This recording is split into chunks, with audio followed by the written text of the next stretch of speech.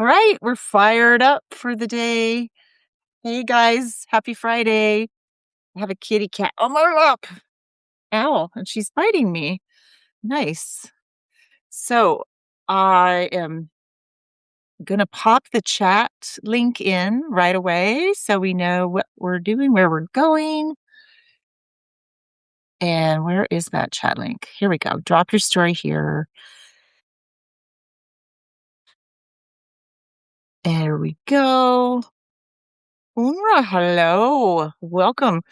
I'm putting the chat link in right now where your story will go. And I'll remind you again before we actually get to writing that this is where it goes. We're not going to write for another 12 minutes.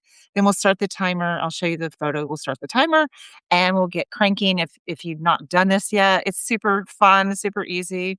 And that's what we're going to be doing. Today is the last day of our sprint. So it's been so much fun. So since Monday, we've been meeting here every day. Some of us every day. I've been here every day, and just writing for 15 minutes with a photo prompt that hopefully will inspire a story from you.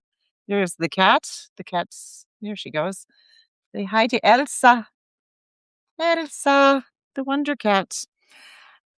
So the link that's right here in the chat right now is where you will put your story. And if you want to go through, if you haven't been able to make it every day, you can go scroll up in this chat thread and you can see the other prompts and other people's stories. But don't read their stories first. Do your story first before you enjoy other people's work, because you want it to be like fresh and virginal and out of your own mind when you sit down to write your own story. And you can do these anytime, of course, throughout the month. You don't have to be here with me, but it is a lot of fun to have a group environment because everybody's doing the same thing at the same time. And let's face it, who does things if you don't have a sort of a schedule or a deadline, right? That's how I am anyway. So, yeesh, that's what's going down.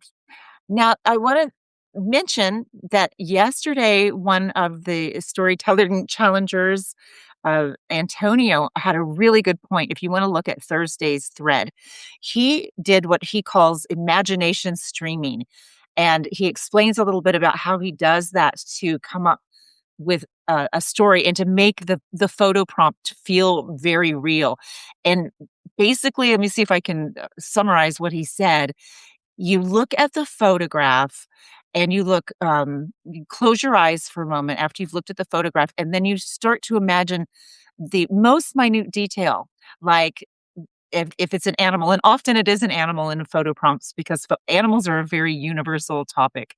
So let's say it's an animal, so you start looking at their fur and look at the little tiny hairs like in their ears or their whiskers or their eyes, and you start zoning in on the minutia. And pretty soon it starts to bring the whole thing into focus in your mind's eye. And so it's almost like you can reach out and touch that photo prompt, which gives it a lot of life, a lot of like energy and emotional resonance. So it's something to think about if you want to give it a try. Again, Antonio explains it much better in the chat from yesterday, where that link is that you're seeing. And I see Carrie's joined and Alan has joined. Hey guys.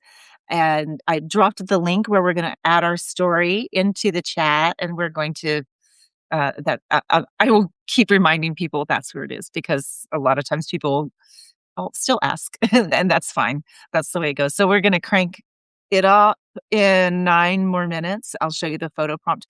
Usually I've been adding the photo prompt into the chat at the beginning. I haven't done that yet. Let me go ahead and do that now so you can have a little heads up. You can kind of cheat just a little bit and see what the photo prompt will be.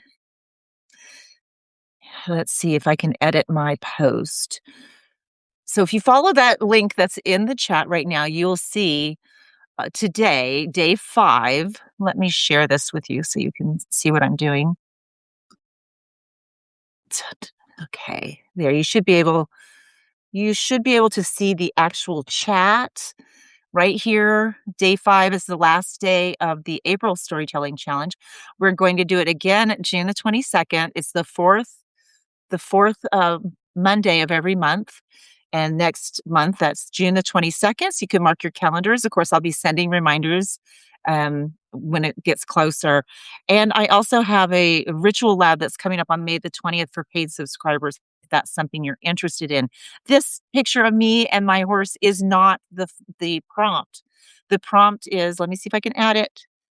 I may have to do a little juggling here. All right, I'm going to actually take the horsey part out so it's not confusing because it is confusing. All right, and today here is our prompteroo.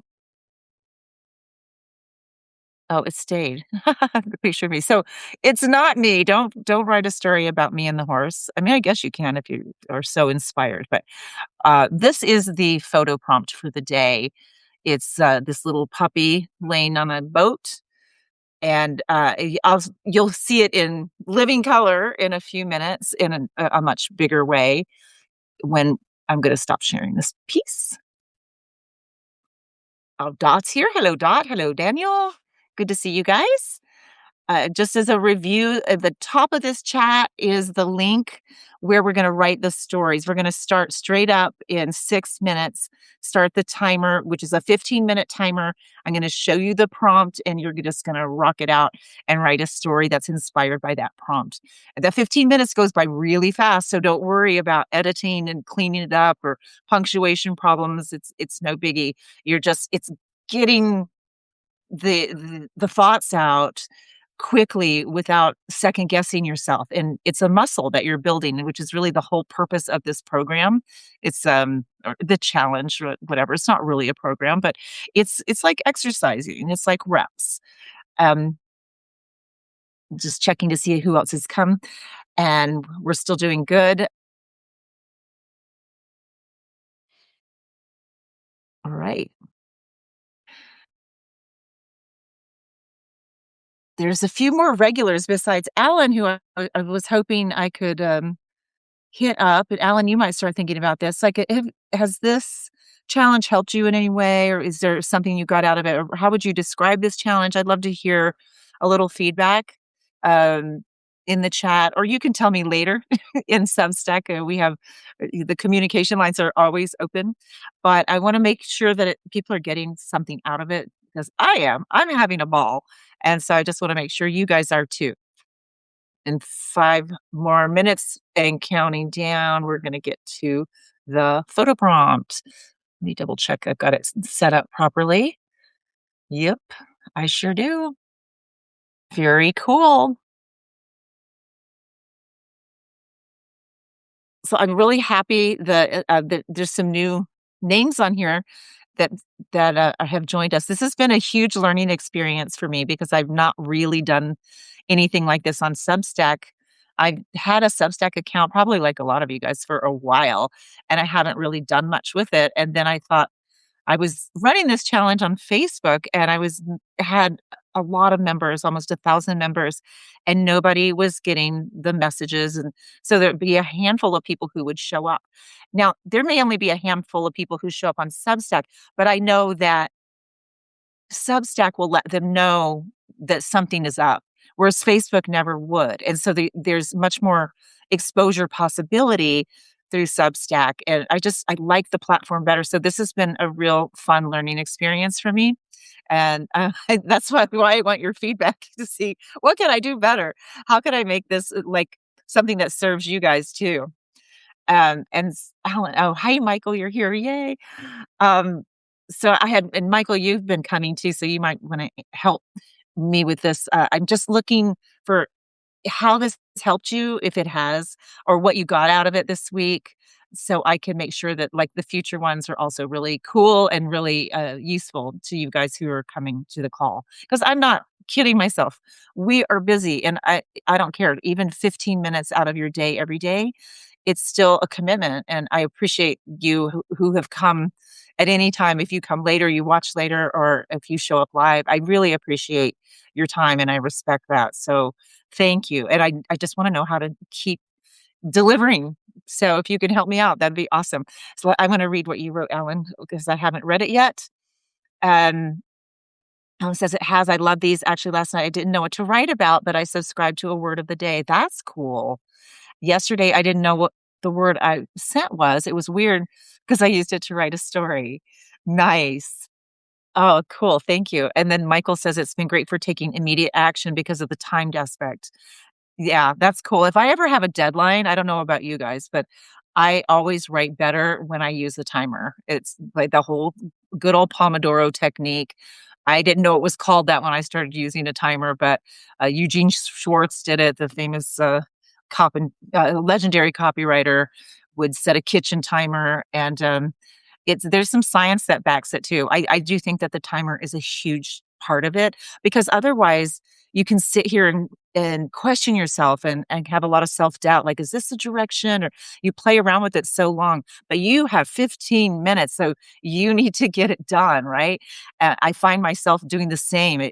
Maybe it's not, the best story in the world, but I don't have time to second guess it, and that's the muscle that we're training, so I'm glad you guys are getting that. That's very cool.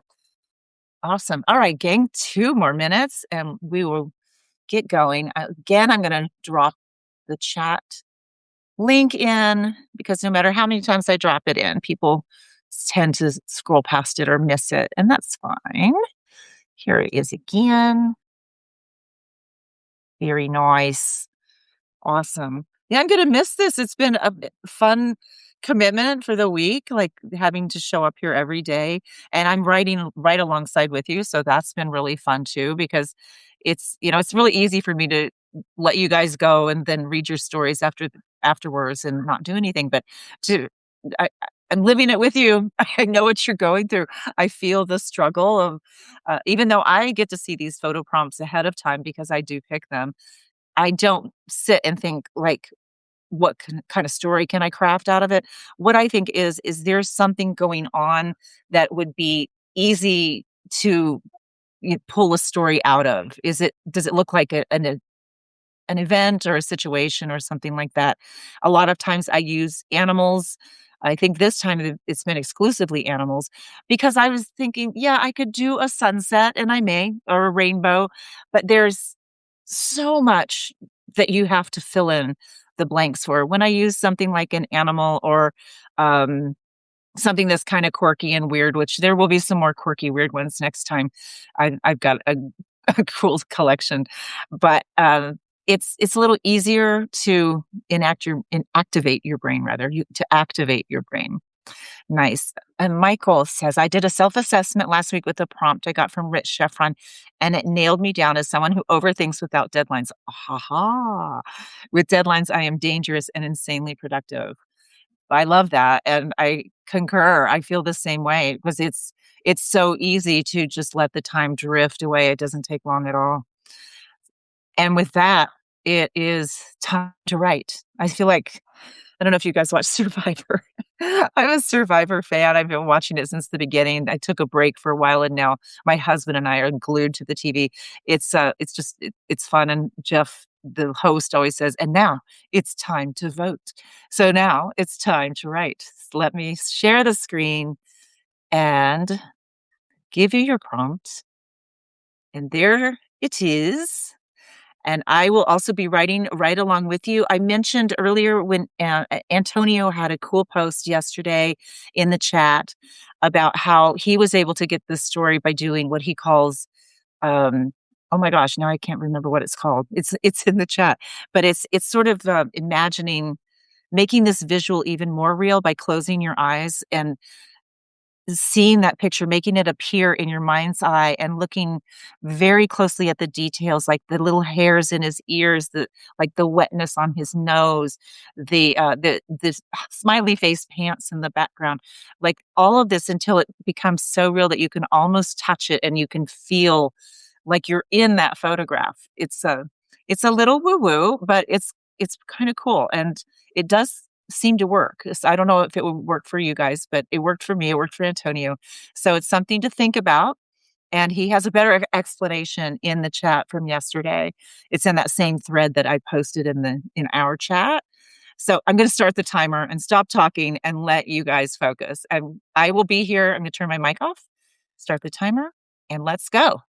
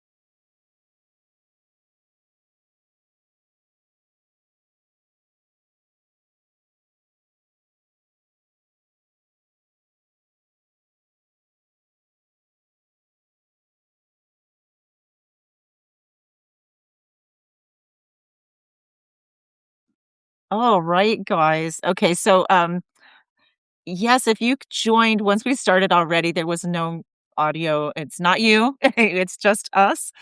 I'm hold on, I'm posting my story here. So what happens is we end up starting, like, right at 11 or whatever your time zone you're in, but on the top of the hour, we start, with the story prompt, and there will be why is this not going? There we go.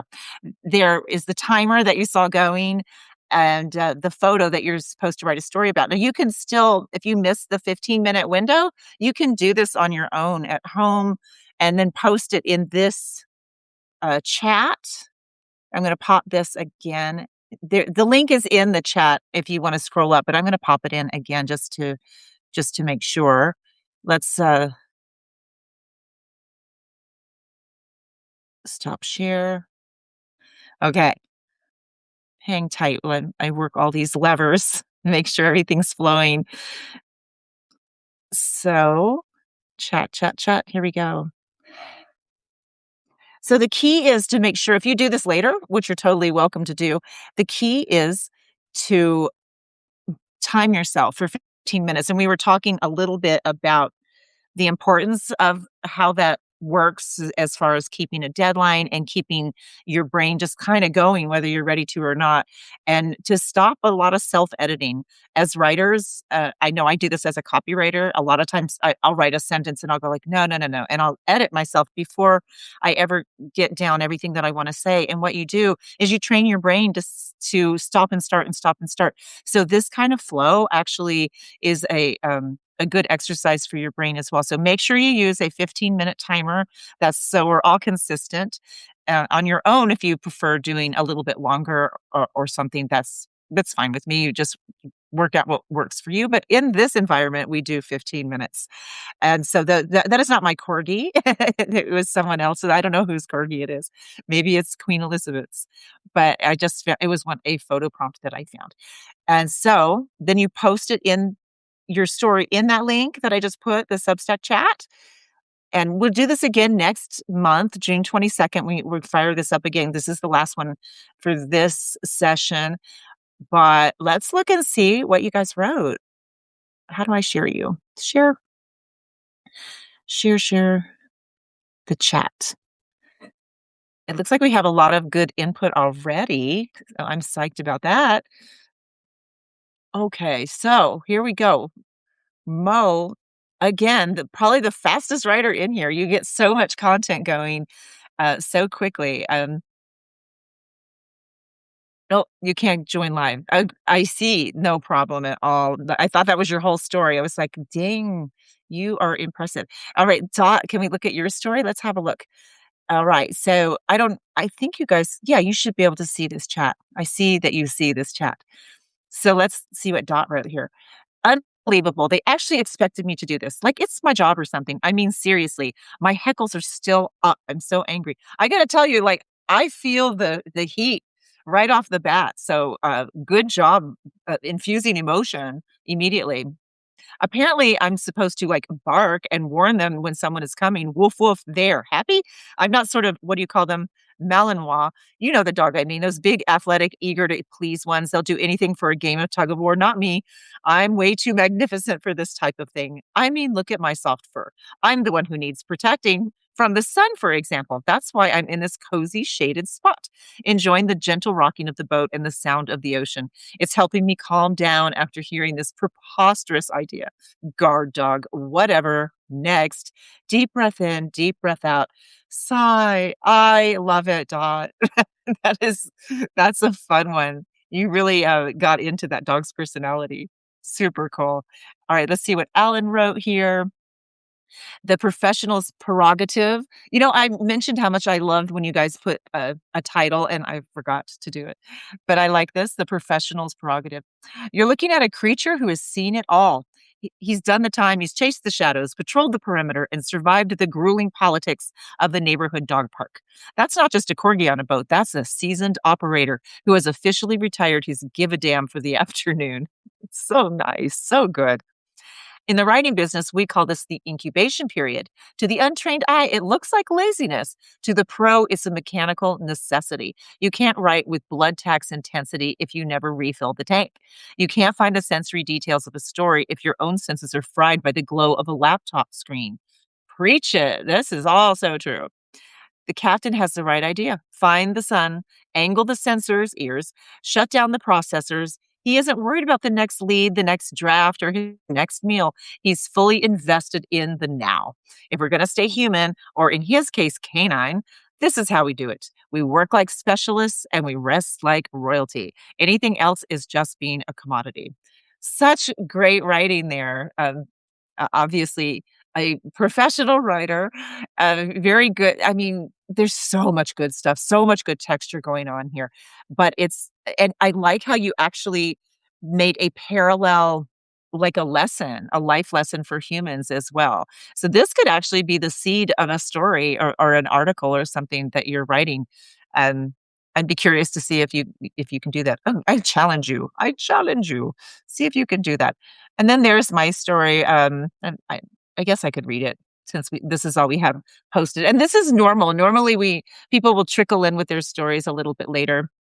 Maybe this will give you guys a minute while I read mine to get something posted. Or again, if you joined late or you're not with us live, by all means, you can do this on your own and post to share here. You don't even have to post if you're a little shy, but it's just it's fun. Nobody's judging you. It's just a good time. All right, here we are. Miranda and Paul took their boat into the Atlantic's shipwreck graveyard for a scuba diving adventure. The water depth was fairly shallow, as far as 15 miles off the beach, with jagged rocks popping out ominously between the waves. So they navigated very slowly. Paul pointed to the map and showed Miranda, "This should be it. The USS Baron should be right below us. Better suit up."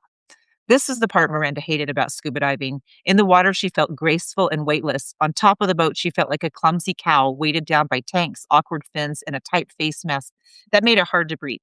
She was grumbling at getting her gear ready when she spotted a dot floating on the waves about 50 yards away. "Paul, what's that?" The dot was moving further away, and it looked like, was that an animal on the dot? "Let's check it out," said Paul as he popped the boat into gear. They sidled up to a seat cushion with a sopping wet corgi clinging to it. Even though it depended on a 2 foot by 2 foot square to keep from drowning, the dog looked oddly zen. Miranda grabbed a pole and pulled the cushion into the boat. The dog didn't have a collar. There were no signs of how it ended up in this weird predicament. They poured a bowl of water, which he happily lapped up, then laid on his back with his eyes closed. And my screen just popped off here. With his eyes closed and fell asleep. "I guess we aren't diving today after all," Miranda told Paul. So you can see there's a lot of room for for editing and cleaning up and polishing, and that's not what this 15 minutes is about. It's just about getting it out of your head and onto paper. All right, let's see what Michael has written here. Thanks for popping in, Michael. "Dreaming like a dog." Have you ever noticed how us human beings overcomplicate things? We struggle to do even simple things because we need a reason, some sort of justification for our action, or even worse, permission from some vague authority figure or invisible audience. What's even worse is we also do this with our dreams and passions. I struggled with this for years, often overthinking the simplest decisions, worried about who would see what I wrote or what I shared on social media, until I realized how much I was letting my fear of imaginary reactions bog down my creativity and productivity. I finally snapped out of it one day while watching my dog dreaming. He was fully engaged in the dream, whining at someone for a treat, legs moving randomly as if he was running towards his reward. When he woke up, he started persuading me to give him a treat, even though he'd had one prior to his nap. He didn't care how many times I said no. He keeps making effort after effort, never counting the failed attempts. When's the last time we did that for what we really want? Very nicely done. And again, just like Ellen, it's a potential article that you've got right there. You could easily you've mapped it to human behavior and how we overthink things, and we should be more like this dog. And I find it interesting that even though, let's share the prompt once more. Even though we all had different stories. We all still sort of saw this, like, mellow dog, and then we went from there with our story. So, not that every s you don't always have to see the same thing in a photograph, but it's kind of interesting that this one had that much emotional resonance that it kind of had us all on the same page. Now, if you wanna go back and write a story with from a different angle that doesn't have Zen or something to prove me wrong, that's fine too. You could go for it. All right, I'm gonna stop my share and see if there's any, um, a chat check. And Ellen's here. Oh, Ellen, you missed the actual prompt, but as I was telling a few other people who showed up a little later, you can go back and do this on your own. You can watch this again, although you don't have to watch me to do it. All you do is, look at that prompt, which is in the chat. Let me post that once again. Here is the chat where all the stories are, and the prompt is in there too. So set a timer for 15 minutes, look at the prompt, and write a story on your own and post it. That's all you have to do. And yeah, I know it's so cool to see Ellen here. Ellen, I love your photographs. You probably have some beautiful ones that would be great photo prompts. Honestly, these gorgeous southern flowers and sunsets and sunrises is absolutely wonderful. But I wanted to mention too that Michael said, and I agree with this, that he wanted to fill out more detail, more sensory stuff, but we ran out of time, and that's okay. All we're doing is getting that first draft out of our heads and onto paper, and that is, that's the end of our time for this month. We meet again June the 22nd, and, I would love to have you join me as much as possible. I will be here again for the whole week, and I made the commitment. I'll be here once a month for 5 days doing this, so show up when you can, and just, let's keep growing this, and it's a good way to blow off some steam, and you guys have a great weekend, and I'll see you on Substack.